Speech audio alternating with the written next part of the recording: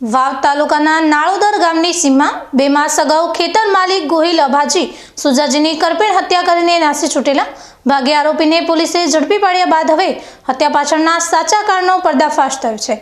નાળોદરની સીમમાં પોતાના ખેતરમાં રાત્રે સૂતેલા ખેતર માલિક અભાજી સુજાજીની તેમના ખેતરમાં ભાગ્યા તરીકે કામ કરતા રાજસ્થાનના શામળ ભીલે તીક્ષ્ણ હથિયારના ઘા મારીને હત્યા કરી નાખી હતી।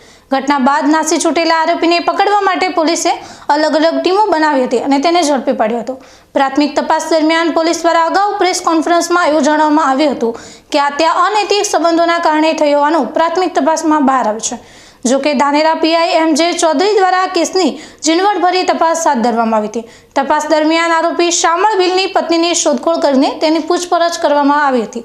આરોપીની પત્ની છેલ્લા 1.5 વર્ષથી નાળોદર ગામના અન્ય એક વ્યક્તિ સાથે પ્રેમ સંબંધ હોવાથી હિંદવાણી વિસ્તારમાં રહેતી હતી।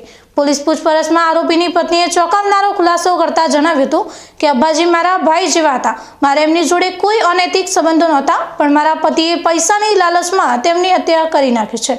આ નિવેદનને આધારે હત્યા પાછળનું સાચું કારણ અનૈતિક સંબંધો નહીં પણ પૈસાની લાલચ હોવાનું તપાસમાં ખુલ્યું હોવાનું ધાનેરા પીઆઈ એમ.જે. ચૌધરીએ જણાવ્યું હતું।